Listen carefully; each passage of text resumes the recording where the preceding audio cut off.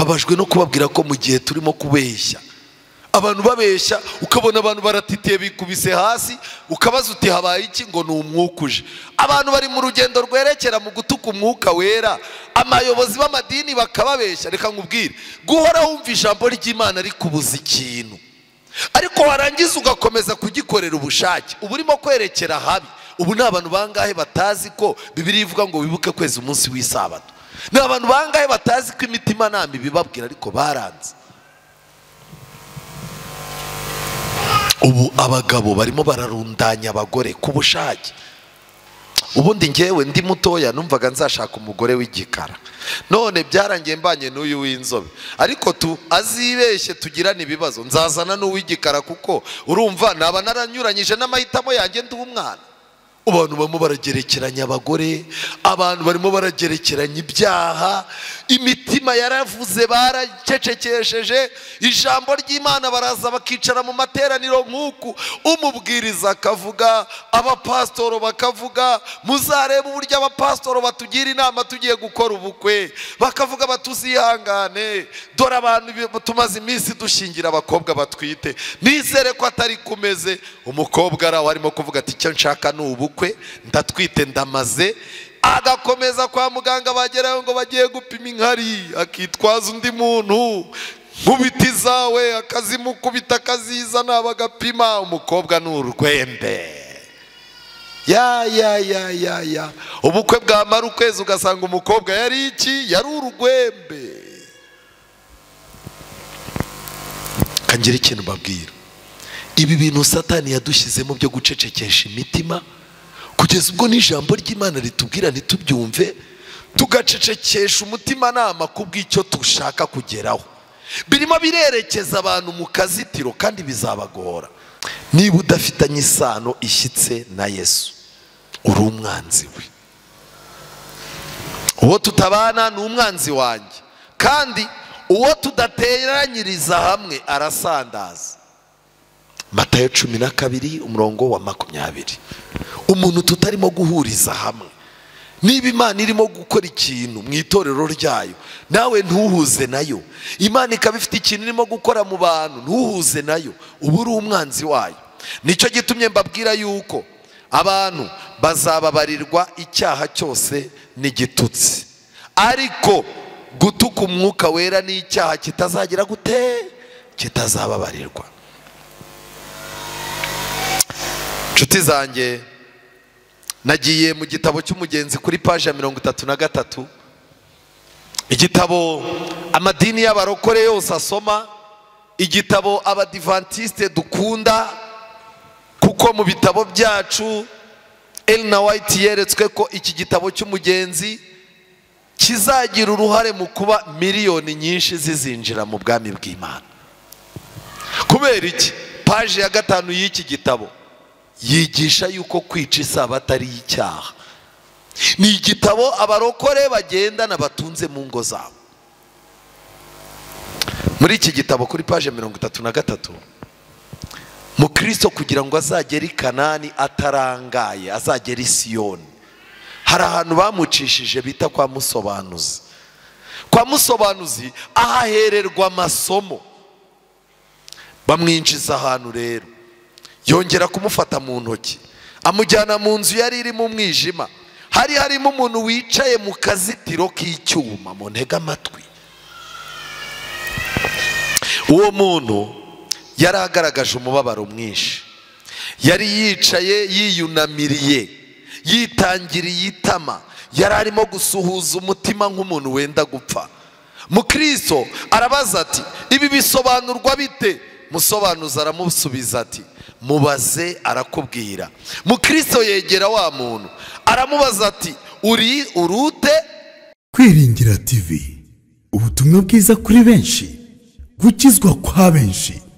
Matayo 24:14. Uyu mugoroba dufite icyigisho kiza kivuga, gifite insanganyamatsiko ivuga ngo kubeshya umwuka wera, kumubeshyera no kumutuka. Ibyaha bitatu biharawe muri ino minsi, kandi ibi byaha uretse icyaha kimwe ibindi byaha byombi bibiri bikorwa n'abanyamadini bitwa ko bakomeye. Kandi umuntu uri mu rugendo rw'ibi byaha uko ari bitatu atangirira ku cyo yibwira ko cyoroshye akajya ku gikomeye, noneho akerekeza ku kitababarirwa. Ibi ni ibintu buri muntu wese ushaka Imana n'umutima we wose agomba kwitaho. Munyemerere mujye ijuru dusenge. Uwiteka Mana nziza, izina ryawe rihabwe icyubahiro. Abana bawe tugushimiye ko waduhaye uburinzi n'umutekano w'umubiri n'umutima. Waduhaye icyizere ndetse utwereka ko nitugera mu nzu yawe turaruhuka.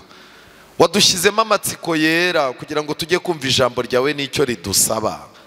Turakwinginze ngo uvuge bigira imbaraga muri twe, kandi nutegeka bikomerere muri twe, kugira ngo imyanzuro tuzaza dufata mu buzima bwa buri munsi ijye bifitanye isano n'iki cyigisho tugiye kwiga. Kandi Mwuka wera adukorere ibitangaza kugira ngo aduhumure amaso n'amatwi muri iri teraniro. Tubisabye twizeye mu izina rya Yesu, amen. Kubeshya Umwuka wera, kumubeshyera no kumutuka. Muri uyu mugoroba nagira ngo twinjire muri Bibiliya mu gitabo cy'ibyakozwe n'intumwa igice cya 5. Intumwa zitangira umurimo, Yesu amaze gusubira mu ijuru. Ku munsi wa Pentecost usohoye, bari hamwe, bari mu mwuka umwe, basangiye byose, bamaze gusabana imbabazi, hatakirimo uwibwira ko asumba undi. Imana yabamanuriye Umwuka wera.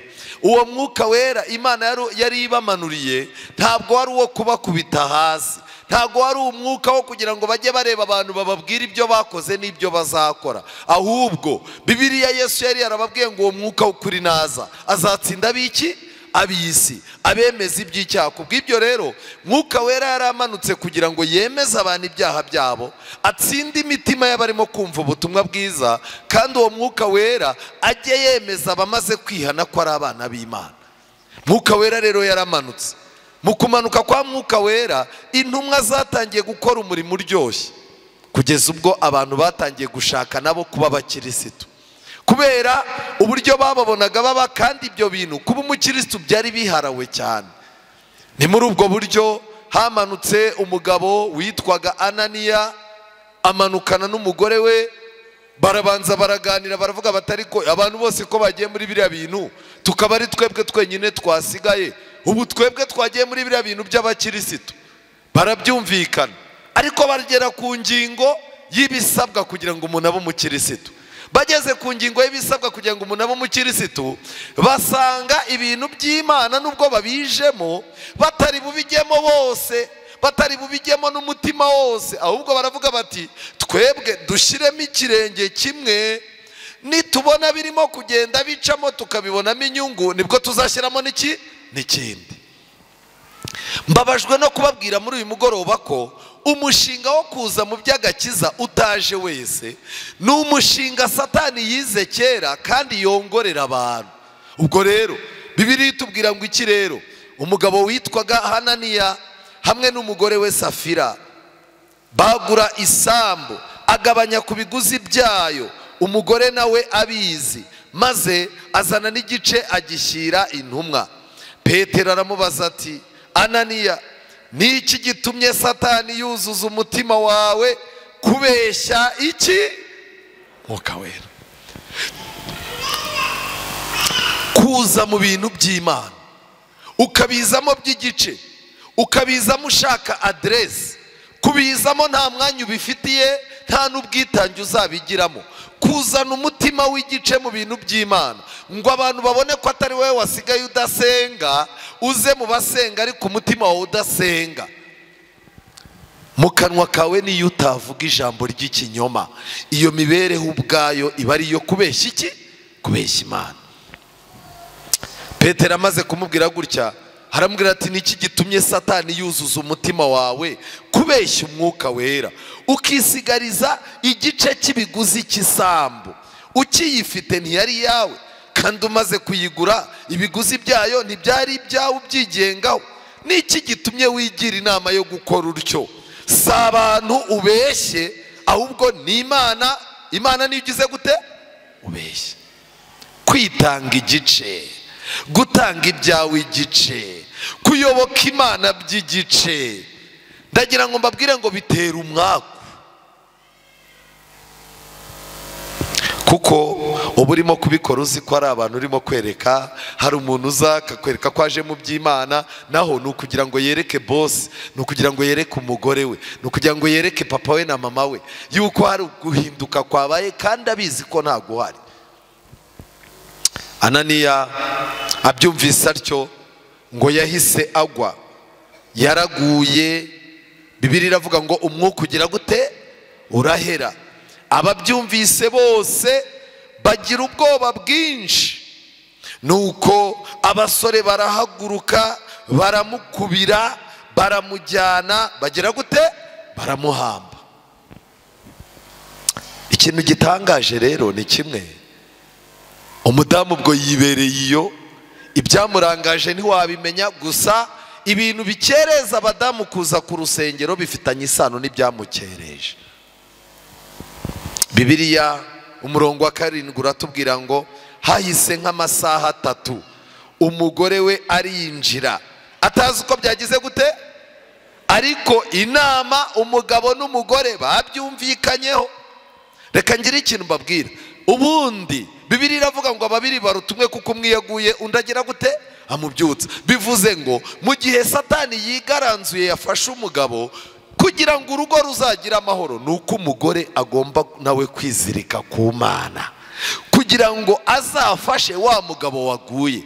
Ariko iyo abantu bashakanye bahimanye cyangwa bakumvikana bagahuriza ku mwanzuro upfuye, batuma abana babo babakomokaho bazagira ibibazo. Umugore arahageze, Petero aramubwira ati, aramubaza ati mbwira, mbese ibi biguzi nibyo mwaguze isambu? Aramusubiza ati ye nibyo. Petero aramubaza ati niki gitumye muhuza inama yo kugerageza umwuka w'umwami iki Imana? Ubundi ntabwo byakagombye yuko umugabo n'umugore bashakanye bahuriza hamwe mu mwuka wo gushuka, wo kurwanya icyo Imana ibasaba. Ntabwo byakagombye.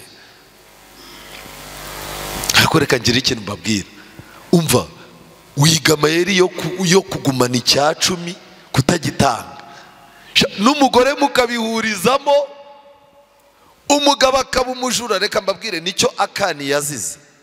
Akani yibye ibintu ku rugamba, arabizana arabitaba, umugore abireba, umugore abona mu rugo hinjiye ibintu bidasanzwe, kandi umugabo avuye ku rugamba, kandi abandi bantu bose bavuye ku rugamba iyo myenda niba yizanye.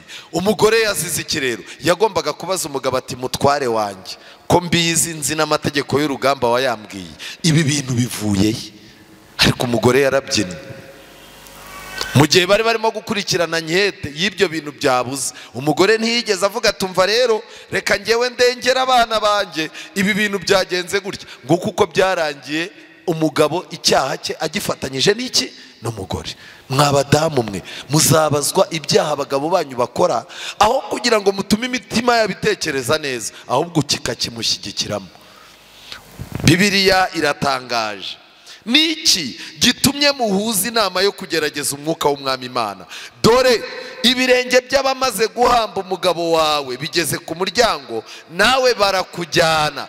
Muri ako kanya yahise amugwa ku birenge, umwuka urahera. Ba basore binjiye basanga nawe amaze kugira gute, amaze gupfa. Baramujyana bamuhamba hamwe n'umugabo we. Itorero ryose n'ababyumvise bose bagira ubwoba bwinshi. Kuza mu bintu by'Imana utaje ni umwaku. Kuza mu bintu by'Imana ukitanga igice ni umwaku. Ntabwo uba urimo kubeshya pasitoro, pasitoro ntareba mu mutima. Ntabwo uba urimo kubeshya abakuru b'itorero, ntibareba mu mutima.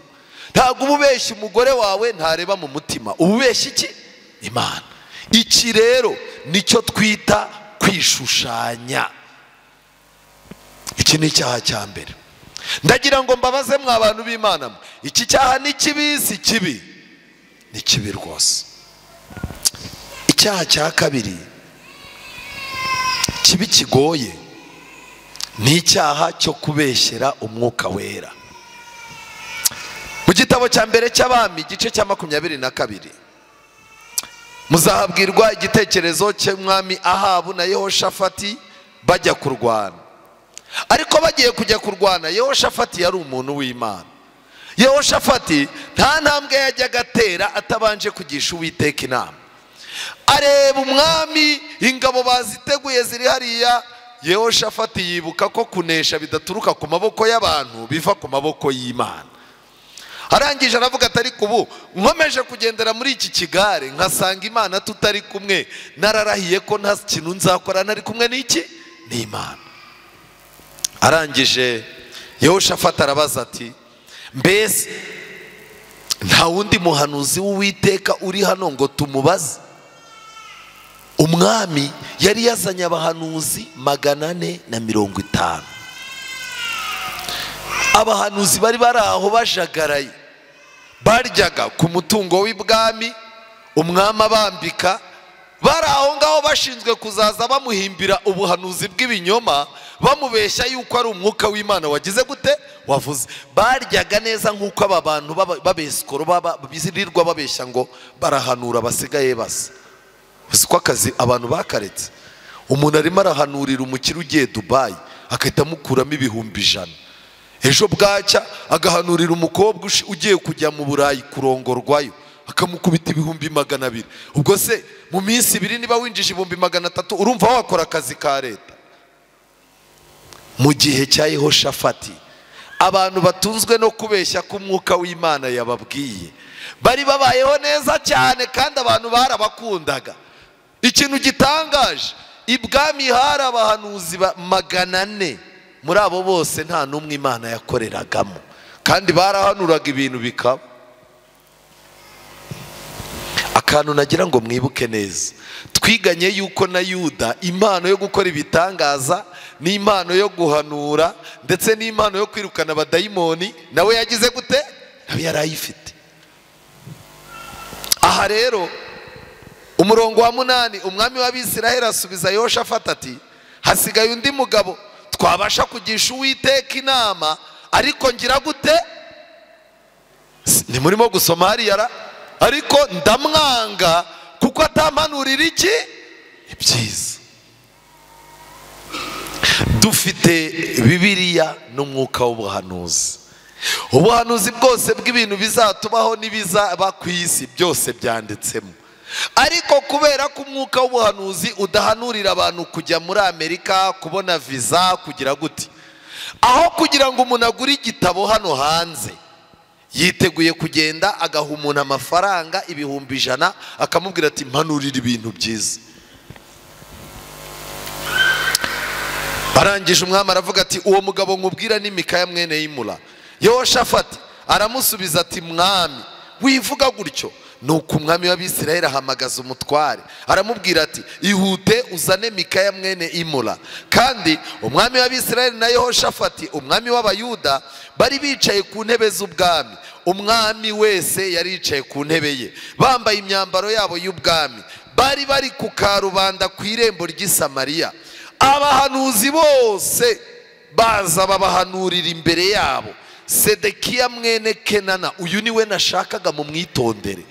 Sedekiya mwene Kenana yicurishiriza amahembe y'ibyuma, aravuga ati Uwiteka aravuze ngo aya mahembe azayakubitisha Abasiriya kugeza aho bazagira gute bazashirira. Mbabaza, amahembe ni Imana yayacuze nayo yicurishirije. Ariko nta wundi muhanuzi wigeze abitekereza. Abahanuzi bandi n'abantu b'injiji babonaga amahembe bakavuga bati ariya nayo Imana yagize gute yamuhaye. Mu ntega amatwi neza noneho, Mikaya yaraje atanga ubuhanuzi nk'uko Imana yabumubwiye, ndetse arangije aravuga tumva njyewe icyo Uwiteka ari buvuge icyo kintu nicyo cyonyine ndi buvuge, nicyo ndi buvuge. Murongo wa 24 murebe muri Bibiliya zanyu. Maze Mikaya amaze guhanura, maze Sedekiya mwene Kenana yigira hafi akubita Mikaya iki? Akubita Mikaya urushyi, aramubaza ati uwo mwuka wera w'Uwiteka yanyuze hehe ava muri nge akaza kuvugana nande? Nawe. Ariko ni ikibazo si ikibazo? Mikaya yarangije ati ko mwuka wera ari nge wavugana nanjye muri aba bantu bose baraha, mwuka wera yaciye amvamo aza kuvugana nande? Nawe. Mbabaze, Sedekiya mwene Kenana hari aho mwabonye mwuka wera yigeze avugana nawe? Oya. Dufite abantu tuzaza duhurira nabo mu mihanda, tubona abantu duhuriye nabo kwa muganga, tuzahurira n'abantu ku mateleviziyo bakubwire bati umwuka w'Imana ari muri nge, ariko Imana itarigeze ivugana nawe n'umunsi n'umwe. Abadivanisi umunsi wa karindwi nabo mu yandi madini babayeho mu minsi y'imperuka, mumenye yuko Yesu yavuze ko hazaduka abahanuzi b'ibinyoma be, bazaba bakora ibimenyetso n'ibitangaza, kandi bazajya bavuga ngo ni nge Kristo. Uretse no kuvuga ngo ni nge Kristo, ubwabo bazaba bavuga ko ari bo Imana ikoreramo. Umuntu afite umwuka wera, ariko reka mbabaza, umuntu ufite umwuka wera yakubita umuntu urushye? Aramubaza, amaze kumubaza Mikaya aramusubiza ati uzabimenya umunsi uzicumita mu mwinjiro w'inzu wihisha. Maze umwami w'Abisirayeli aravuga ati nimujyane Mikaya mumushyiramo n'umutware w'umurwa na Yowasi umwana w'umwami muti umwami aravuze ngo iki kigabo nimugishyire mu nzu y'imbohe, mukigaburire ibyo kurya by'agahimano n'amazi y'agahimano kugeza aho azatabarukira amahoro. Ubwo Mikaya bamujyanye kumufunga kubera ko yavuze ubuhanuzi bunyuranye n'ubw'iki n'ubw'abandi. Mikaya aravuga ati nuramuka utabarutse amahoro. Ubwo ninde yabibwiraga? Yabibwiye umwami Ahabu, kuko Yehoshafati we uru rugamba yaratashye. Yarebye Ahabu aramubwira ati nuramuka utabarutse amahoro Uwiteka azaba atavugiye muri nge. Kandi aravuga ati murumve namwe rubanda mwese, bivuze ngo gupfa kwa Ahabu cyari ikimenyetso cy'uko Mikaya ari umuhanuzi w'iki? W'ukuri. Mbabazi, Ahabu yarapfuye ntiyapfuye? Yarapfuye. Uru rugamba yarugiye wahita rugwaho. Bamaze kumurasa abasirikare be barabihisha, bajya kumwoza mu igare. Yarari mu igare, bajya kumwoza ku kagezi kugira ngo bamwoze amaraso. Mu gihe bari barimo kumwoza amaraso, hepfo hari imbwa zaje kunywa amazi. Imbwa zirimo kunywa amazi, ntimumbwire niba zarumvisemo umunyu, niba zarumvisemo iki, ariko ijambo ry'Imana ryahise risohora iryo Eliya yari yaravuze ngo aho imbwa zarigatiye amaraso ya Naboti niho zizarigatira amaraso yande? Amaraso yawe. Ubuhanuzi buba burahuye neza. Iki rero ni ikintu cyitwa kubeshyera umwuka wera.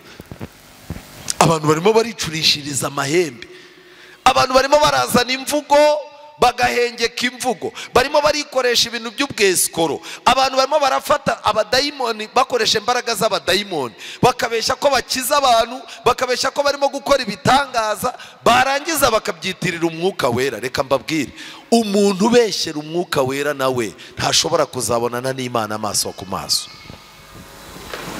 Abantu niba babanyakuri, mureke ibintu by'ubwesikoro. Iki cyaha cyerekeza umuntu ku cyaha gikomeye cyo gutuka umwuka wera. Niba udafitanye isano ishyitse na Yesu, uri umwanzi we. Uwo tutabana ni umwanzi wanjye, kandi uwo tudateranyiriza hamwe arasandaza. Matayo 12:20. Umuntu tutarimo guhuriza hamwe, niba Imana irimo gukora ikintu mu itorero ryayo, nawe ntuhuze nayo. Imana ikaba ifite ikintu irimo gukora mu bantu, ntuhuze nayo, uba uri umwanzi wayo. Nicyo gitumye mbabwira yuko abantu bazababarirwa icyaha cyose n'igitutsi, ariko gutuka umwuka wera ni icyaha kitazagira gute? Kitazababarirwa.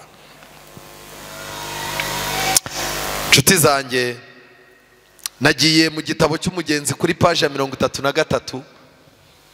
Igitabo amadini y'abarokore yose asoma, igitabo abadivantiste dukunda, kuko mu bitabo byacu Ellen White yeretswe ko iki gitabo cy'umugenzi kizagira uruhare mu kuba miliyoni nyinshi zizinjira mu bwami bw'Imana. Kubera iki? Paje ya 5 y'iki gitabo yigisha yuko kwica isabato ari icyaha. Ni igitabo abarokore bagendana batunze mu ngo zabo. Muri iki gitabo kuri paje 33, Mukristo kugira ngo azagere i Kanani atarangaye, azagere i Siyoni, hari ahantu bamucishije bita kwa musobanuzi. Kwa musobanuzi ahahererwa amasomo. Bamwinjiza ahantu rero, yongera kumufata mu ntoki, amujyana mu nzu yari iri mu mwijima. Hari harimo umuntu wicaye mu kazitiro k'icyuma, mu ntega amatwi. Uwo muntu yari agaragaje umubabaro mwinshi, yari yicaye yiyunamiriye, yitangiriye itama, yari arimo gusuhuza umutima nk'umuntu wenda gupfa. Mukristo arabaza ati, ibi bisobanurwa bite? Musobanuza aramusubiza ati, mubaze arakubwira. Mukristo yegera wa muntu aramubaza ati, urute? Uwo mugabo asubiza Mukristo ati, nduko ntarindi kera. Bivuze ngo ukundeba uku siko nahoze ngize gute meze. Ubu reka mbabwire, turi mu gihe Satani arimo kugenda duhindura, ugasubira ku buraya, ugasubira ku nzoga, ukongera ugatera umugongo inzu y'Imana, ukongera ugatangira kuba umuntu ufite ubugome n'uburakari, urobanura abantu ku moko n'ibiki byose. Ndeka nkubwire, Satani arimo araguhindura agutandukanya nuko wari uri kera. Biragoranye cyane, kuko iyo ni intambwe. Niba kera warigeze kuba mwiza, ugakunda Imana n'ijambo ryayo, ugakunda umurimo w'Imana ndetse ukaba inkingi mu nzu y'Imana, ukaba urimo guhinduka ukundi, tangira ugira ikibazo. Nduko ntarindi. Arangije Mukristo aramubaza ati, kera wari umeze ute? Uwo mugabo asubiza Mukristo ati, nari umuntu wibwira ko ndi umukristo kandi niyitaga intungane, n'abandi niko banyitaga. Nibwiraga ko ndi umukristo, niyitaga intungane, ndetse niyo nahuraga n'abantu bakurikije uko bambona, babonaga nanjye ndiyo pe. Nibwiraga ko ntunganiye kujya mu rurembo rwo mu ijuru, nkishimira kwibwira yuko nzasohorayo. Mukristo ati, ariko none urute, umeze ute? Uwo mugabo ati, none ndi umwihebe, nzitiwe no kwiheba nk'uko nzitiwe n'aka kazitiro, simbasha gusohoka hano, ndetse none sinkibibasha. Mukristo aramubaza ati, niki cyaguteye kumera gutyo kugira ngo ujye muri ako kazitiro ibyiringiro birangire? Uwo mugabo wari uri mu kazitiro yari yategetswe gutanga amakuru yose. Arangije aravuga ati, rero icya mbere naretse kuba maso no kwirinda. Kuba maso narabiretse, ntangira kugotomera ibyaha nk'amazi. Kwirinda ndabireka, ibyo nari nararetse kunywa, ibyo nari nararetse kurya, habonetse imbaraga igenda ibinsubizaho. Naretse kuba maso no kwirinda, nakundiye kwifuza kwanjye ko kunjyana aho kugize gute, aho gushaka. Nakoze ibyaha by'ibyitumano byo kugomera umucyo w'ijambo ry'Imana. Ibyaha by'ibyitumano, nageze ku rwego nicara nkavuga ngo ejo nzakora iki cyaha. Umwuka wera akambuza, ijambo ry'Imana rikambuza, nkavuga ngo mutima wanjye ceceka utuze kama mbaya. Kanjye ikintu babwira, niba ufite icyaha urimo gukora uyu munsi, icyo cyaha ijambo ry'Imana rikaba rigukangura kukireka, umutima nama ukaba ukangura kukireka, ukaba urimo gucecekesha umutima nama ngo ukuryamemo, urimo urerekera ahantu habi, kuhava bizakugora. Nakoze ibyaha by'ibyitumano, ndetse nagomeye kugira neza n'umucyo w'ijambo ryayo, nababaje umwuka wera, aragenda sinkimufite. Nihamagariye Satani araza mbamo, narakaje Imana nayirandeka, ninangiye umutima uburyo butuma ntakibasha na hato kwihana. Uyu muntu abayeho nabi, ntabayeho nabi. iminsi yose azamara mu buzima azayimara abizi yuko nta bugingo buhoraho abikiwe.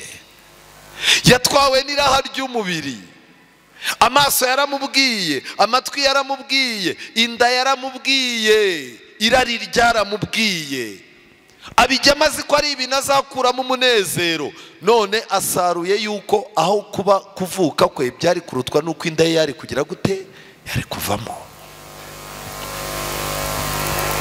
Bantu b'Imana, mbabajwe no kubabwira ko mu gihe turimo kubeshya, abantu babeshya, ukabona abantu baratitiye bikubise hasi, ukabaza uti habaye iki, ngo ni umwuka uje. Abantu bari mu rugendo rwerekera mu gutuka umwuka wera, amayobozi b'amadini bakababeshya. Reka nkubwire, guhora wumva ijambo ry'Imana rikubuza ikintu, ariko warangiza ugakomeza kugikorera ubushake, uba urimo kwerekera habi. Ubu ni abantu bangahe batazi ko Bibiliya ivuga ngo wibuke kweza umunsi w'isabato? Ni abantu bangahe batazi ko imitima nambi bibabwira ariko baranze? Ubu abagabo barimo bararundanya abagore ku bushake. Ubundi ngewe ndi mutoya numvaga nzashaka umugore w'igikara, none byarangiye mbanye n'uyu w'inzobe. Ariko azibeshye tugirana ibibazo, nzazana n'uw'igikara, kuko urumva naba naranyuranyije n'amahitamo yanjye ndi umwana. Abantu barimo baragerekeranya abagore, abantu barimo baragerekeranya ibyaha, imitima yaravuze baracecekesheje, ijambo ry'Imana baraza bakicara mu materaniro nk'uku, umubwiriza akavuga, abapastoro bakavuga. Muzarebe uburyo abapastoro batugira inama tugiye gukora ubukwe, bakavuga batuzihangane, dore abantu tumaze iminsi dushingira abakobwa batwite, nizere ko atari kumeze. Umukobwa araho arimo kuvuga ati icyo nshaka ni ubukwe, ndatwite ndamaze. Agakomeza kwa muganga, bagerayo ngo bagiye gupima inkari, akitwaza undi muntu, nkubiti zawe akazimukubita akazizana bagapima. Umukobwa ni urwembe. Ya ubukwe bwamara ukwezi ugasanga umukobwa yari iki, yari urugwembe. Kangira ikintu babwira, ibi bintu Satani yadushyizemo byo gucecekesha imitima, kugeza ubwo n'ijambo ry'Imana ritubwira ntitubyumve, tugacecekesha umutima nama kubw'icyo tushaka kugeraho. Birimo birerekeza abantu mu kazitiro kandi bizabagora. Uyu mugabo yarakomeje mu Kristo aramubaza ati, bene uyu se nta cyiringiro na gike asigaranye? Musobanuzi aramusubiza ati, mubaze. Mu Kristo abaza uwo mugabo ati, nta cyiringiro ugifite na gike yuko utazarindirwa iteka muri ako kazitiro kwiheba? Uwo mugabo ati, nta byiringiro nsigaranye.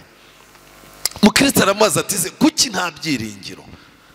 Umwana w'Imana ishimwa si umunyembabazi nyinshi? Uwo mugabo aramusubiza ati, ngewe uwo mwana w'umwami umbwira ari we Yesu namwibambiye ubwa kabiri.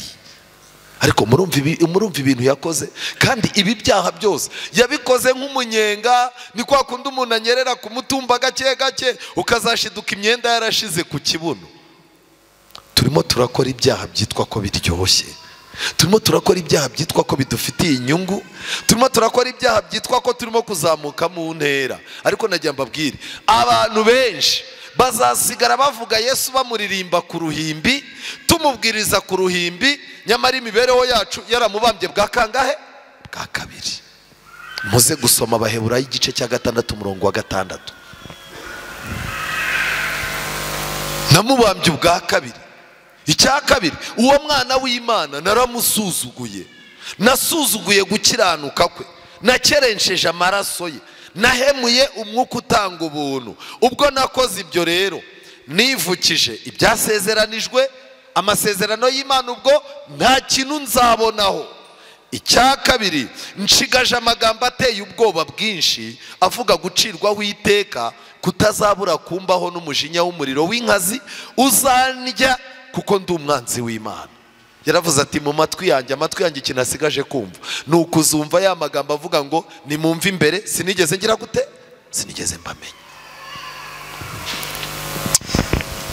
Mu Kristo ati, ibyaguhinduye kumera gutyo wabikoreye kugira ngo ubone iki?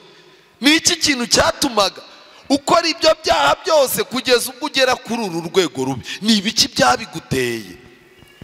Uwo mugabo arangije abwira mukristo ati, nabikoreye kugira ngo mpaze kwifuza kw'iyi si. Ibyo byose nabikoraga nshaka guhaza kwifuza kw'iyi si, kugira ngo mbone ibinezeza byayo, mbone n'indamu zayo. Nibwiraga yuko nzabibonamo kwishima no kwinezeza kwinshi, ariko none ibyo byose birimo birandya nk'iki? Nk'inyo. Yageze aho umutima namukazaza umubwira ko nta kintu amaze. Birimo birandya nk'inyo, bikambabaza nk'umuriro. Mukristo baramubajije bati, tugusobanurira ibi bintu neza? Mukristo ati, hoya, nta busobanuro. Iri ni isomo mbonye rizaza rituma mpora nihuta mu rugendo, ku buryo nta cyaha na gito nzagira gute? Nzakinisha. None urimo urakinisha ibyaha, urimo urabwirwa iby'amategeko 10 y'Imana ukabibona nk'ibintu bisanzwe. Urabwirizwa iby'isabato ukagira ngo ni ugushaka abayoboke. Abayoboke turabafite, tugize umugisha abo dufite bagakiranukira Imana, bagakora urugendo, bakera imbuto z'abihannye, tukabageza mu ijuru. Ijuru rizabona ko ntacyo tutagize gute? Tutakoze. Ariko reka ngira ikintu mbabwira, ubu buzima abanyamadini barimo gushukisha abayoboke babo. Umuntu akagenda akibera indaya, ariko akamubwira bati ntacyo bitwaye. Umuntu agakora amahano, bati nta kibazo. Murimo murisudiriraho utuzitiro tw'ibyuma, hatazaboneka umuntu waduca n'umwe. Uyu mugoroba Imana yakuraritse kubw'ibi ngibi.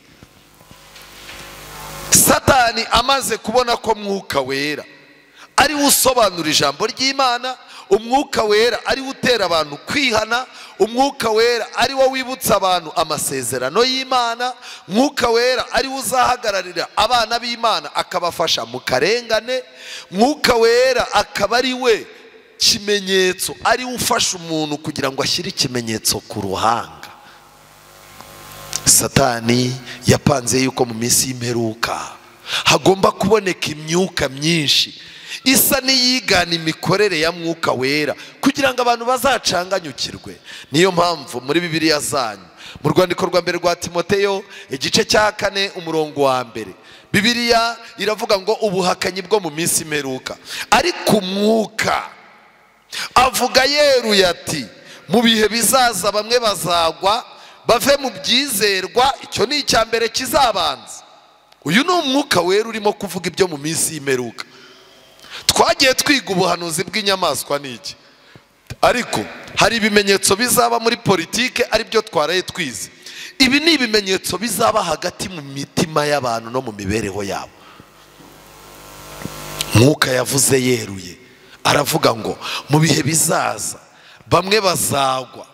Kugwa kwabo kuzaba gufite ibintu bitatu bikomeye bizagusha abantu. Icya mbere, kuva mu byizerwa. Ubu mwarabibonye, ibintu byose kugira ngo ubone akazi bisaba kuva mu byizerwa.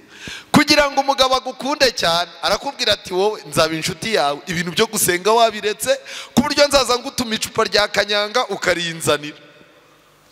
Abadamu muturanye barakubwira bati, rero wowe gerageza uhindura ibintu byose, ucomeka amaherena ku zuru, ibintu byose uzubane natwe, nituvuga umuntu nawe udufashe, niturwana turwane, nitujya kurya ubuzima nawe ujyane natwe. Niba utabikoze ntabwo tuzabana. Ubu ibintu byose kugira ngo bigende neza, amavuta Satani arimo gushaka gushyira mu bintu byose, nuko intambwe ya mbere ugomba gutera ni ukuva mu ki? Mu byizerwa.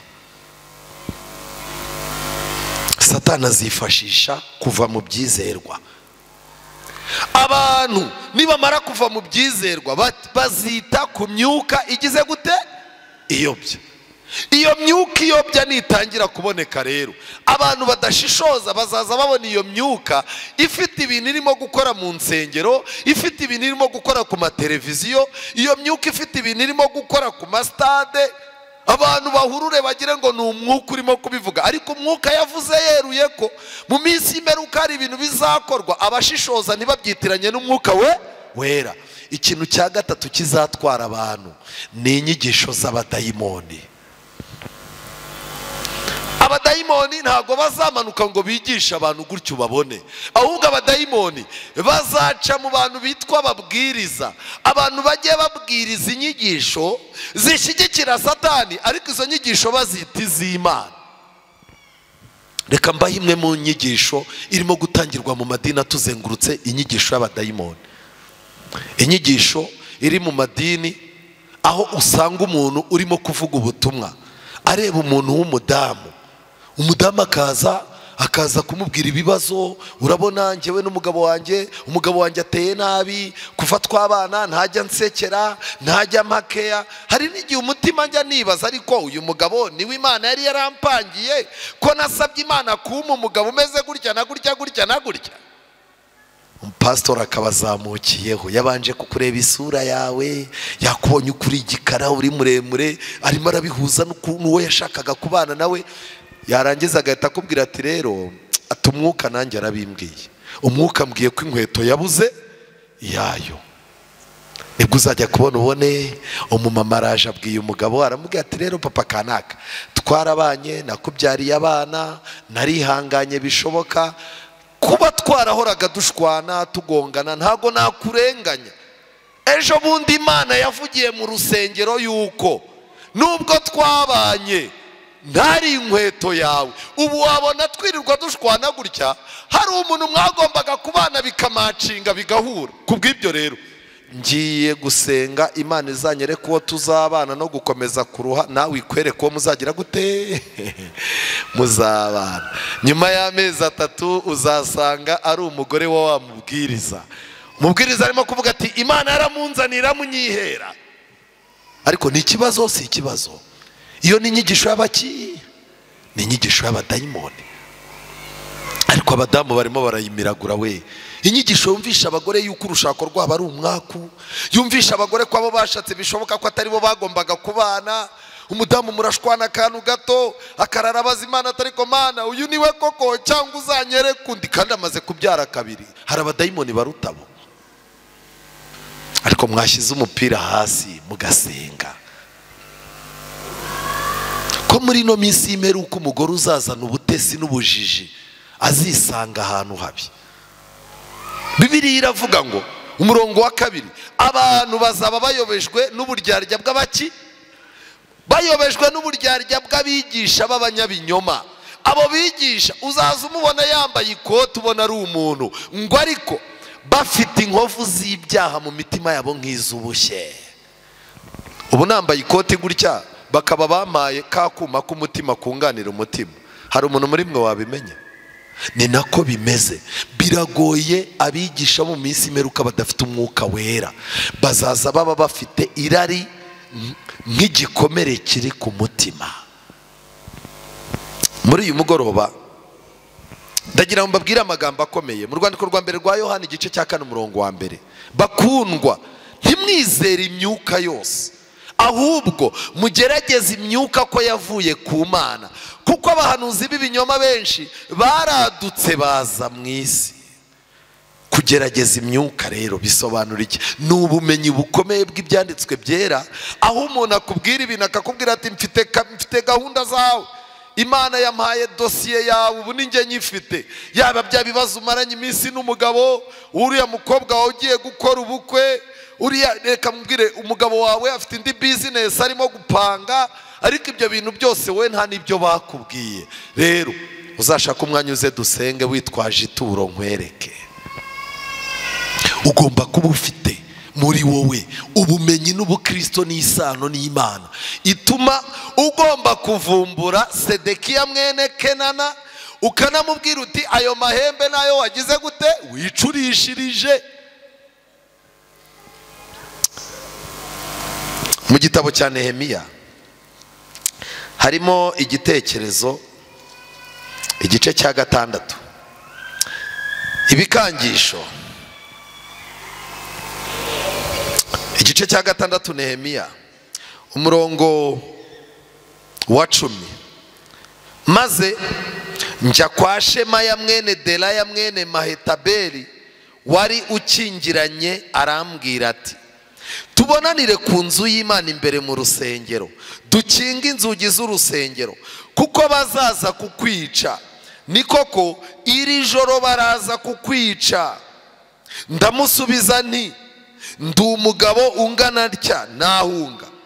Mbese ninde mu bo tungana wawungira mu rusengero akikiza? Sindi bujyeyo. Inyandiko y'ijambo ry'Imana ivuga ko uyu muntu yari umuhanuzi.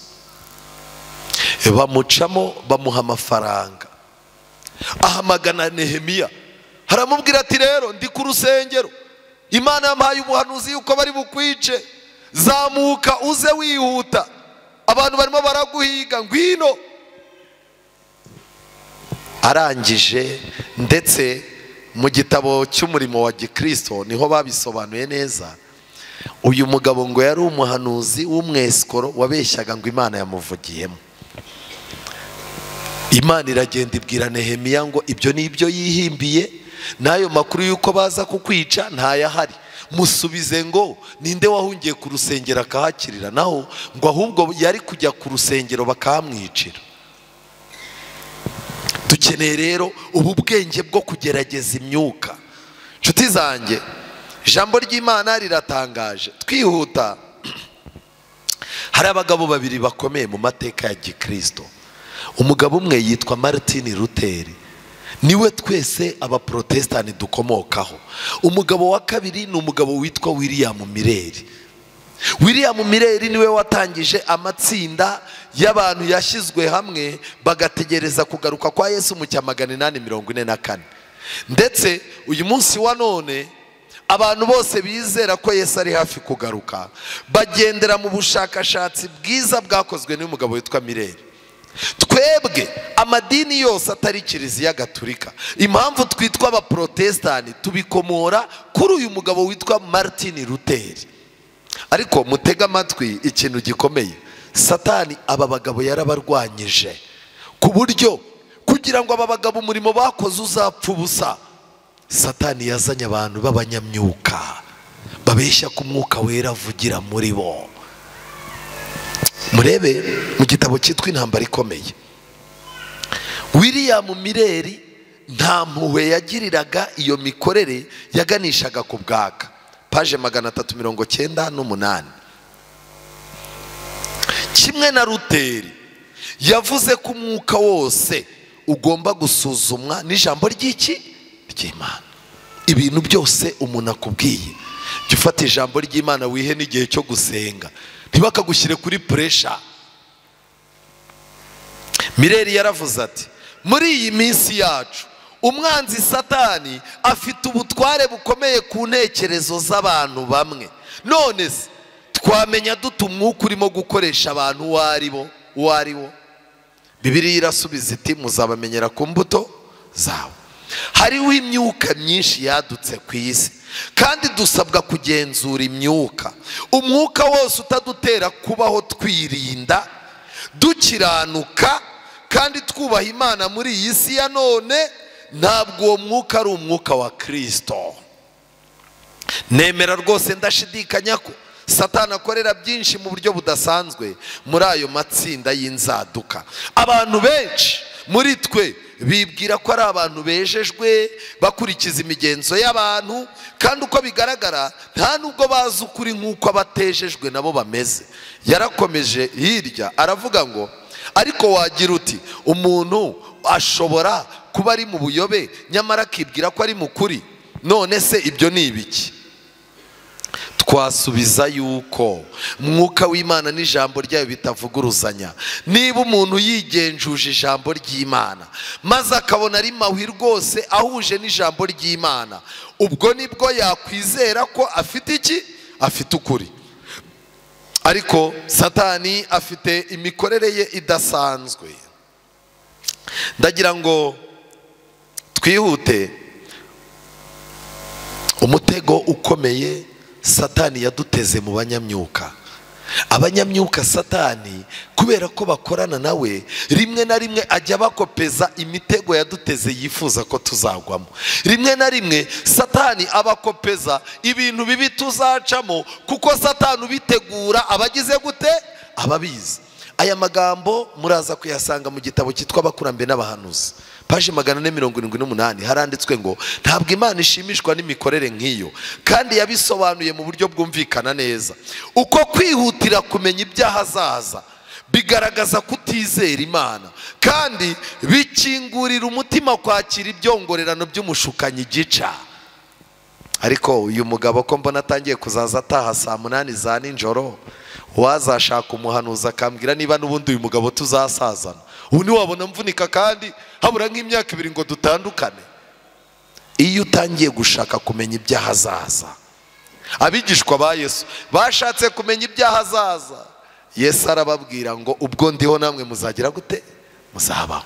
Danieli yashatse kumenya ibirenze iby'Imana yamugeneye. Imana iramubwira iti wowe ibi bintu bireke, icy'ingenzi ni uko uzahagarara mu mwanya wande, mu mwanya wawe. Petero yamaze kubwirwa ibye byahazaza ari kuganira na Yesu. Yesu amubwiye ati ragira intama zanjye. Petero abona Yohana.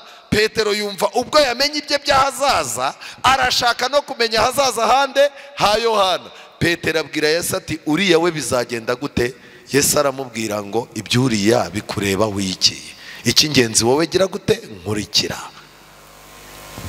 Iyo ushatse kumenya hazaza hawe naho urugo rwawe utarahashyize mu biganza by'Imana, uzamenye ko ugomba gushyikirwa n'abapfumu b'iki gihe, uzashyikirwa n'abo bantu babeshya bamayerekwa, kubera ko iturufu ya mbere badukubitisha ni iturufu ya hazaza. Mama wowe w'inyuma, Imana rinyeretse yuko ishyizeho agisida imbere yawe, ukaza ukamureba ukamukubita 50,000 uti nsengera, agasenga ukamukorogera ka cyayi kanido, ukamukubita ifiriti, iminsi 3 yamara kurya momo uyohereza 10,000 akakubwira ati ubu muri iki gitondo turangije gusenga. Mwuka Wera aratubwiye ngo impanuka irimutse mu izina rya Yesu, tangira userebure. Nibwo uzahura n'umumama wumve muri tagisi arimo aravuga Imana irankunda, kuva uyu munsi nongerewe iminsi yo kurama. Amena, byahise. Niwe utanga iminsi yo kurama. Ubure kubara iminsi yawe yo kubaho ngo barimo barakongerera iminsi. Hano haranditswe ngo Satani atera abantu kujya gushaka abafite imyuka y'abadayimoni, kandi kubwo guhishura ibintu bihishwe byo mu gihe cyashize, Satani atuma abantu biringira ubushobozi bwe bwo kuvuga ibizaba. Ubu rero uyu munsi wa none Satani arimo arakora ku mugaragaro. Imbaraga za Satani, imbaraga z'amarangamutima n'imbaraga z'ubwesikoro biboneka mu materaniro, abantu bakimanurisha amarira, abantu bakikaraga hasi bakiriza. Wabaza uti ni iki kibaye? Bati ni umwuka. Ngiye kubereka ibintu bibiri birimo ibinyoma bikomeye. Hano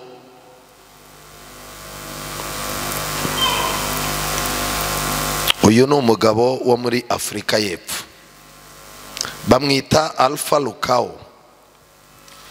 Pastor Alpha Lukao ni umupastor wo muri Afurika y'Epfo, ukora ibitangaza, utreninga abantu. Yajyaga akora ibitangaza akabeshya abantu, akabwira abantu ngo nibaze ngo uwo munsi baraza gukiza abantu bafite ibibazo bamugaye. Noneho yarangiza mwe mwazana banyu bagataha badakize, bakavuga yuko ngo abo bantu batari bafite kwizera. Aragenda akazaza ajya ku kindi kirorero agashaka abantu batazwi, yarangiza bakigira abantu bamugaye amaboko amaguru, bakabazana ku tugare, kuko idini rye rifite utugare 100 turenga 100.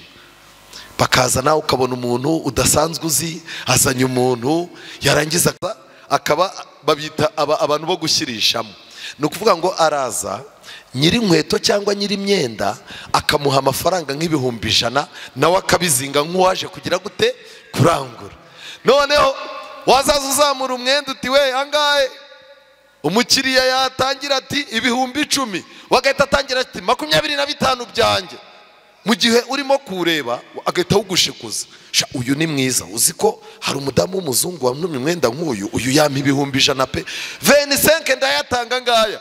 Noneho wa muntu niwe umwenda uwerekezaho, kazamubwira uyu mwenda ni mwiza, uzi ko n'ibihumbi 200 babiguha. Noneho aho hari wa undi wari watanze 10 agahita avuga ati none se waretse shanka ugura. Yarangiza ati hoya ati 25 ngewe ngiye kuyatanga. Wa undi agahita wubuka ati ngaya 30 yanjye, bagahita bayafata. Umwenda wagombaga kugura 4,000, ahubwo hari abantu bashyirishamo. Amadini menshi afite abantu bo gushyirishamo. Uyu mugabo rero yafasha abo bantu bakazababeshya ngo bakize. Havamo umudamu umwe yabeshye ngo najye kuvuga ko arwaye sida. Azana igipapuro, afite hopitale akorana nayo leta yo muri Afurika y'Epfo arabikurikiranye. Baraza mu materaniro baramuhagurutsa. Muri iki gihande harimo umuntu urwaye sida, nahaguruke wowe. Undi arangije ati ngewe nta kibazo mfite, ati genda ujye kwipimisha, ku cyumweru gitaha uzagaruka tukwereka igisubizo. Yagiye kwipimisha, bamuzanira igipapuro cya sida. Urumva ni gahunda baziranye. Abayizanye mu materaniro ati ndwaye sida, baramubwira bati humura, Imana yabigaragaje kugira ngo izabikemure. Cyumweru gitaha tuzasenga, dusengera abarwayi barwaye iki sida. Umudamu yaraje, ahageze baramubwira batumva, turasenze. Barasenga bakora amatekinike yabo, baramubwira bati kuva uyu munsi mu gihe tukiri mu materaniro bakujyane bajye kugupima. Baragiye bamusubiza kwa muganga hahandi. Igipapuro bahita bavuga ko kibaye iki, yes, nta sida ageze gutafite. Yaragarutse bamuha umwanya yitera hejuru. Abantu bose mu iteraniro barahaguruka bati pasiteri asigaye iki sida. Kera kabaye rero amafaranga bari bumvikanye ntibayamuha. Aravuga ati ngewe ngire kuba amateka yanjye yarasebwe. Bamwise umugore akiri n'umukobwa. Ngewe ubwanjye mfite ikiganiro nabonye arimo kugikorana n'umunyamakuru wo kuri televiziyo, arimo kumubwira ati turi abantu benshi uriya mugabo yambuye, turamena umuceri. Uranyumva neza? Uyu mugabo rero noneho arangije abonye ibyo bitangaza abantu batangiye kubikekeranyaho, ategura igitangaza cyo kuzura umuntu wapfuye. Ajya muri Zimbabwe azanayo umukozi we, bategura isanduku mu materaniro nk'uko ibintu bishyushye. Abwira abantu ati umwuka arimo arambwira ko hari ikintu kigiye kuba kidasanzwe. Abantu bayoberwa ibyo ari byo, bagiye kubona babona ku muryango hari abantu bazanye isanduku nyine nka bya bindi tujya tubona muri filime ya Yesu. Babaraje bati pasiteri mumubwira dufashe, kandi urumva niwe wari wabikoze. Bibaye byiza pasiteri naza dufashe kuri uru rugamba, ibintu birakomeye. Pasiteri atanga uburenganzira ati nimubazane. Bahita baza ku ruhimbi n'isanduku, arababwira ati muyitereka. Barayiteretse, abantu barakangarana. Arangije abwira abashinzwe kumuprotokora, arababwira ati muzenguruke iyi sanduku tuzura umuntu. Abantu batangira gufana nk'abafana umupira. Iyi nkuru iratangaje. Reka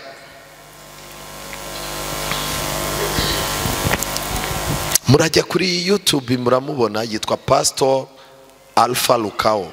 Yego, hano barimo kuvuga uburyo yazuye umuntu. Reka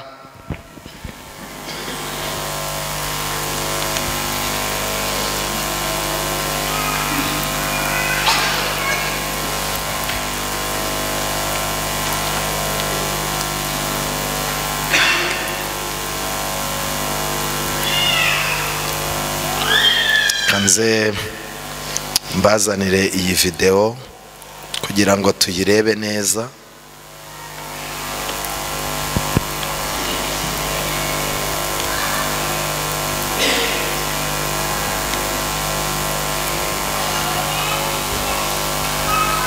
Yego, aha ndagira ngo rero noneho nsubize inyuma mu byitegereze neza, murebe amatekinike arimo kuberamo hano muri uyu mukino. Umuntu udafite Imana azisanga ahantu habi. Murebe ibi bintu biragusaba kuba uri umuntu ushishoza.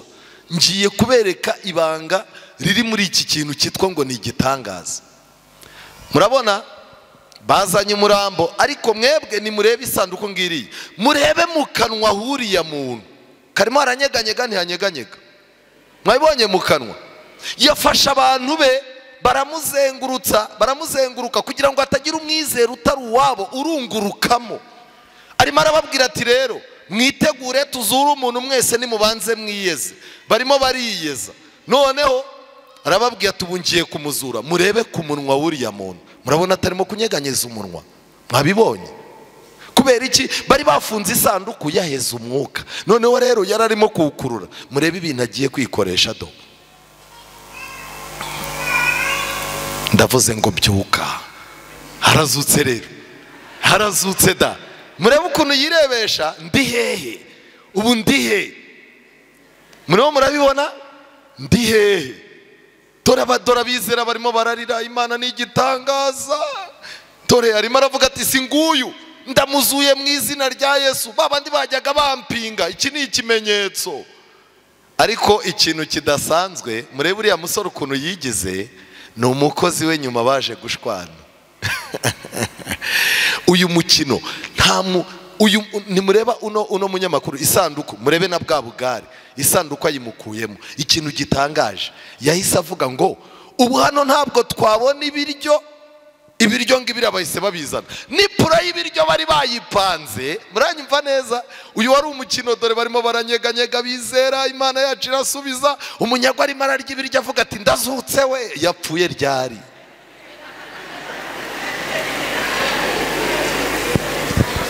Uyu mupasitoro muri Afurika y'Epfo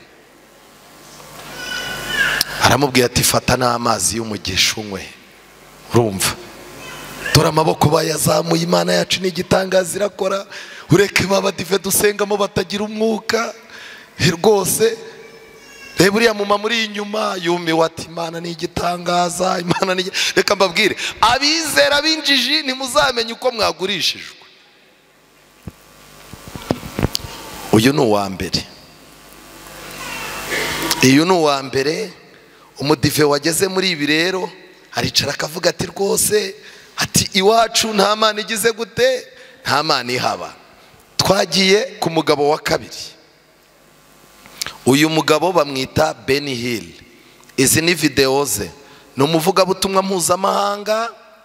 Iteraniro barabanza bagacuranga, abantu bakabakuramo imitekerereze. Murebe ibintu birimo kubera hari abantu barimo bararambarara nk'imirambo ngo ubu ni umwuka. Mukomeze mwitegereze. Ubu arimo arahamagara umwuka nguze mwiteraniro.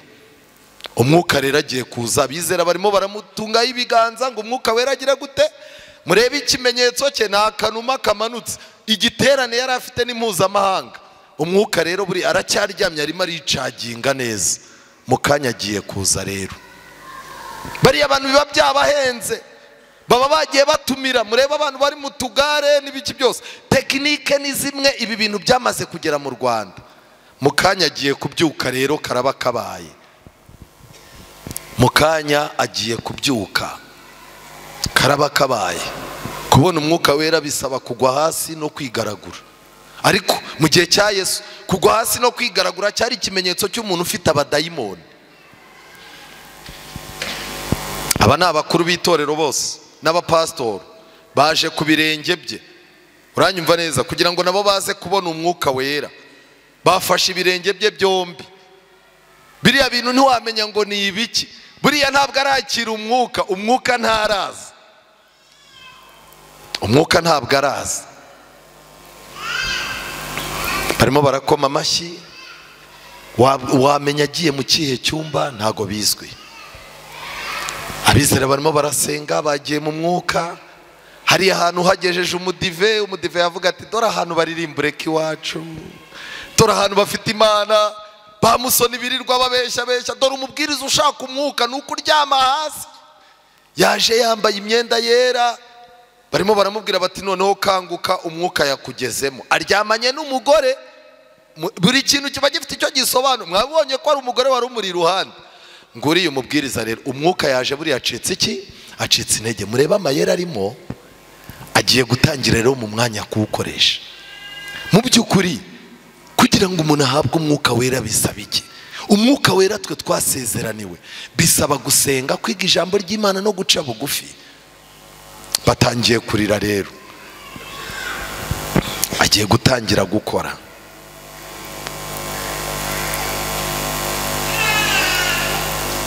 agiye gutangira gukora.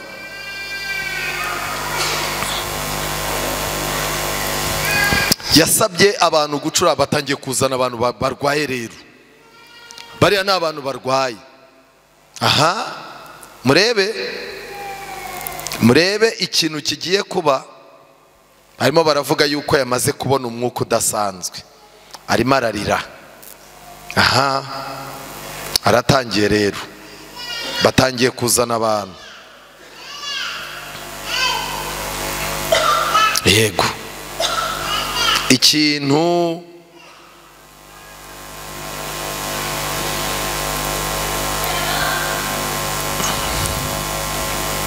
nguri yarabyutse,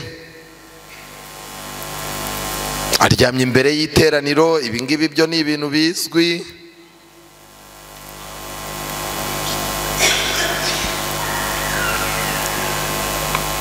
Mwihangane nse n'ugaruka hano.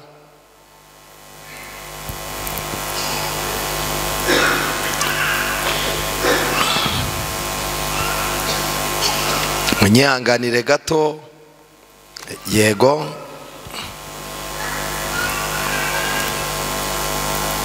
aha, niba murimo kubireba murabona yuko agiye gutangira. Hari yari yamaze gufata wa mwuka rero, ikoti yarikuyemo ararifite. Korari zirimo ziracuranga ibyuma, barimo barabikubita cyane. Aratangiye rero, mwuka wera atangiye kugusha abantu. Mwabibonye barimo baratitira. Do, murebe umwenda ngo wabaye nk'uwa Eliya, arawugukubita ukagwa. Murabibona neza? Ubwo uriya ararambara, yararangiye. Aba ni abahawe umwuka wera, bose barahirimye. Murabyumva neza? Namwe mwitegereze ibi bintu. Abantu batangiye gucanganyukirwa, abantu bataye ubwenge, abantu barimo barasakuza. Murebe, iyi ni imyuka mibi irimo gushyirwa mu mukumbi mu iteraniro. Murebe ukuntu abantu babaye, bagagaye, bameze nk'abantu batewe ikinya. Uyu mugabo yakoze ibintu biteye ubwoba. Do, buriya ngo n'abadayimoni amukuyemo. Arongera aravuga ati mumugarure. Murabona uriya muntu urimo gusengerwa adahise asinda, amukubise ikindi kintu. Urumva aravuze ati aracyafite undi mudayimoni, mumugarure. Arongeye tayari aravuze ati ubwo abadayimoni 3 barahagije, mujyane. Murebe nabo baraguye. Ubu rero ngo ni umwuka wera. Murebe ibintu harimo, imbaraga yuzuye, ntiwamenya ngo zaturutse. Muza n'abandi, Imana irahari hano. Murebe noneho, iyi ni famiye, ni umugore uzanye n'abana be. Murebe ibyo agiye gukora. Murebe ibyo agiye gukora.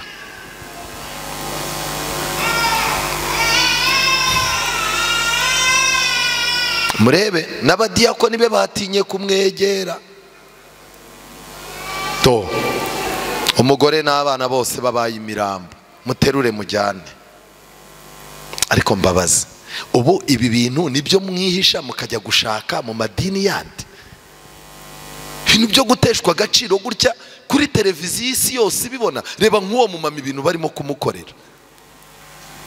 Abantu iyo bashyize Bibiliya ku ruhande bahura n'akaga. Icyambere, uyu mugabo yuzuye imyuka mibi. Abantu barimo bararirimba basarara, barimo barasakabaka. Arimo arabwira ati mukomeze muririmbe. Bazanye undi. Murebe ibintu bigiye kuba. Do, murebe, do. Ubwo ngo ari mu mwuka wera. Murebe n'abantu bamufataga. Do, murebe nabo mu kanya uko bibagendekera. Do, umugore yasinze. Hari ibintu by'imyuka mibi udashobora kumenya. Uyu we yatinye kuza. Hakora umugabo ati komeza uze. Do, murebe ibintu birimo kuba. Uriya mugore wa hepfo yaramufashe.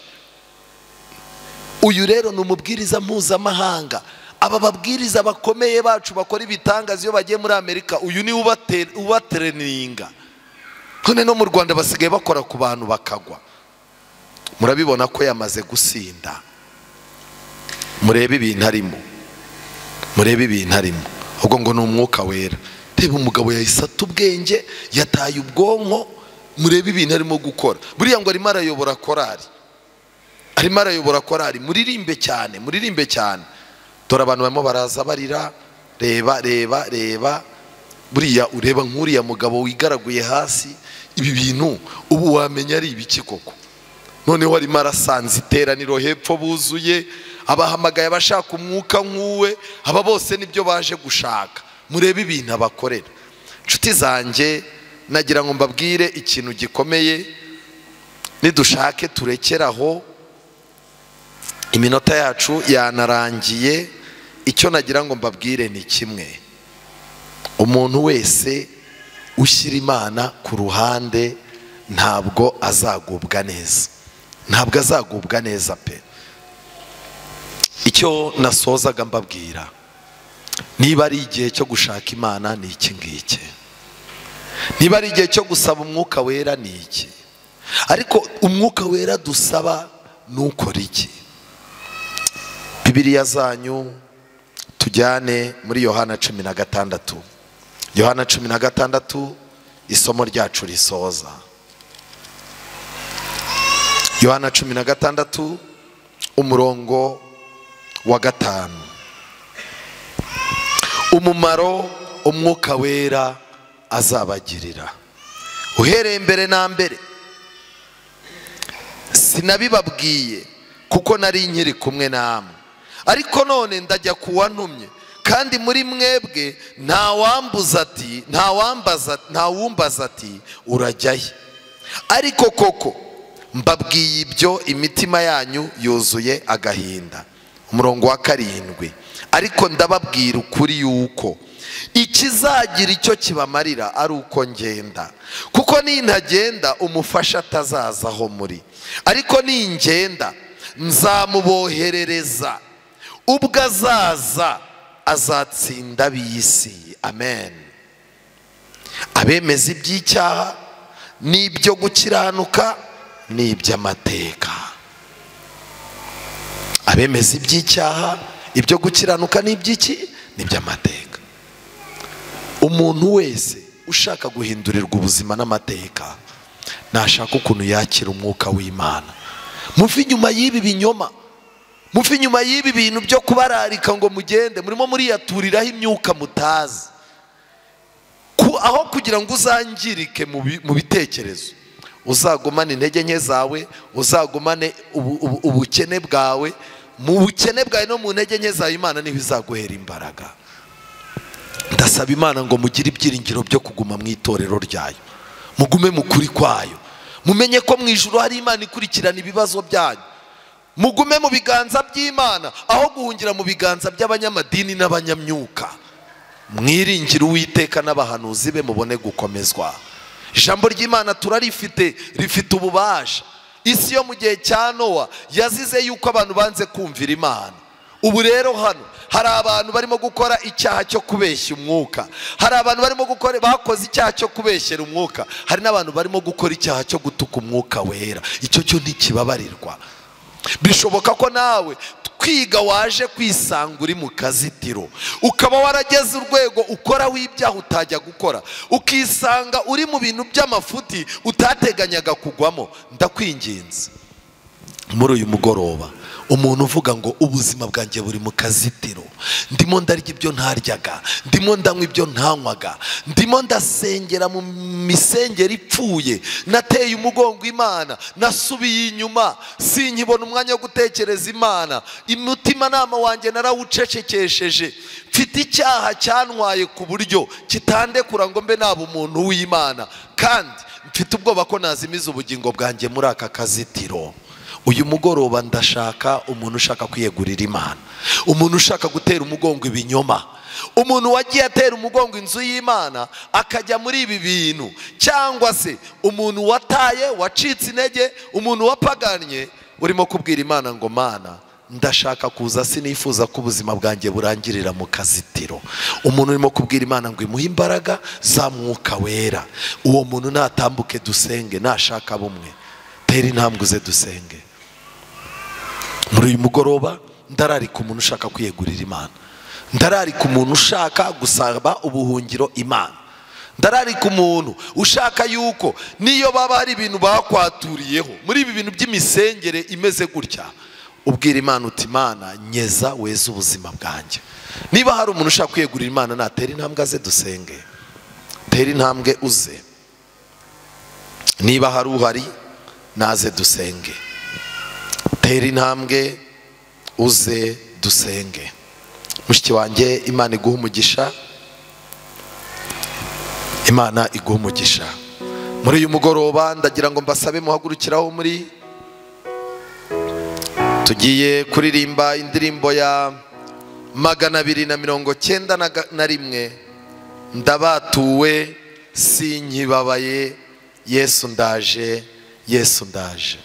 291 mu gihe tuyiririmba turaba turimo kutambuka abiyegurira Imana bayiyegurira. Ndabatuwe sinkibabaye Yesu ndaje Yesu ndaje. Ndasaba abari ku buhanga bw'ibyuma badufashe.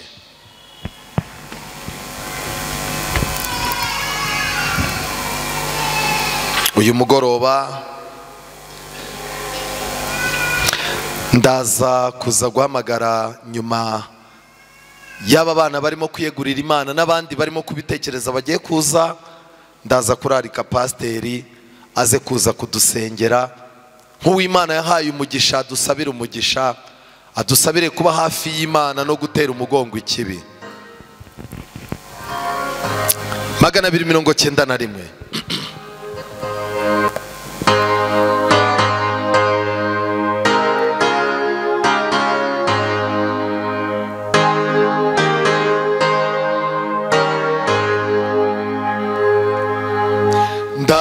ndabatuwe sinkibabaye Yesu ndaje Yesu ndaje nje mu munezero iwawe ubu Yesu ndaje nje nifuza gufashwa nawe ngutuyine ngenyeza nyunyize mvuye mu byahanje nkugana ubu Yesu ndaje nyejejwe izo misi nihebye Yesu ndaje Yesu ndaje nemeye umusaraba wawe ubu Yesu ndaje nje kubamo rukundi wawe sinyihebye nje mu munezero ncahurenguruka nk'inuma ubu Yesu ndaje wamaze ubwoba bw'igitumo Yesu ndaje Yesu ndaje nje mu munezero w'iwawe ubu Yesu ndaje wanyaruye mw'irimbukiro ungeza mu mahoro adashira ngo murengureba mu maso ubu Yesu ndaje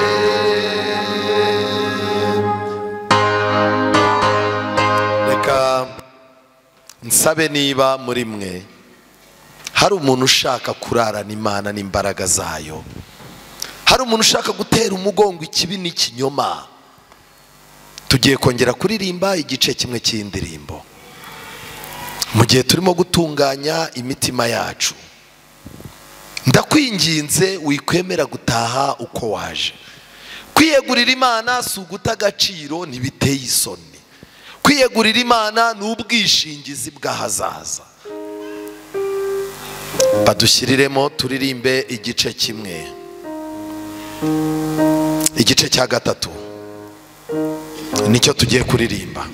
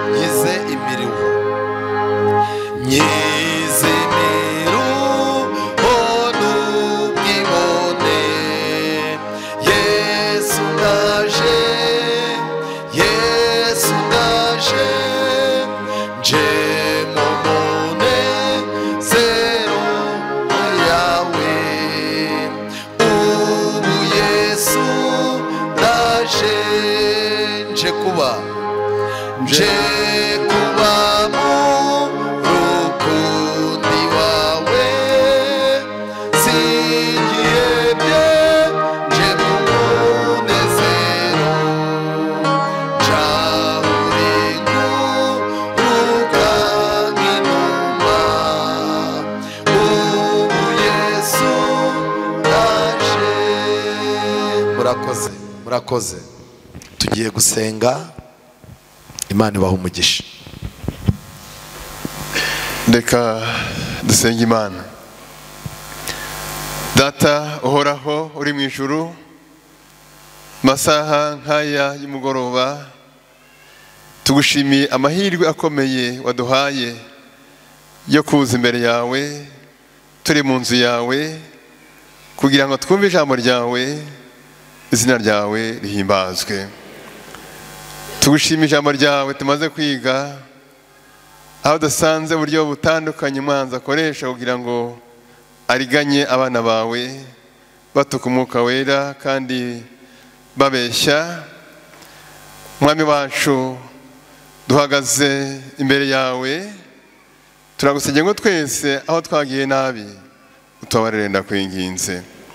Twuzuze umwuka wawe wera, uduhe kuba hafi yawe, kugira ngo ibihe byiza watugeneye byo kwiga ijambo ryawe bye kudupfira ubusa, ahubwo bidufashe kongera isano dufitanye nawe, kandi ku iherezo ry'ibihe uzadukire mu bwami bwawe. Tukweretse by'umwihariko iri tsinda ry'abana bawe riri hano imbere y'iteraniro, bateye intambwe baza ahangaha ku ruhimbi bifuza kubana nawe, barifuza gutera intambwe bagusanga Mwami, barifuza kuba hafi yawe, bibashoboze ndakwinginze. Ikintu cyose umwanzi yabateza cyatuma basubira inyuma uzakibarinde, bambike imbaraga yawe kugira ngo bongere gushikama mu byizerwa, maze ku iherezo bazataha ubwami bwawe. Dukomeje gukorageza rero aya mavuna, turagusengera uzakomeze kwigaragaza, kandi ku musozo tuzashima izina ryawe. Bana natwe muri byose, kandi uyu mugoroba utubere umugoroba w'umugisha, tubigusabye mu izina rya Yesu. Kwiringira TV, ubutumwa bwiza kuri benshi, gukizwa kwa benshi. Matayo 24:14.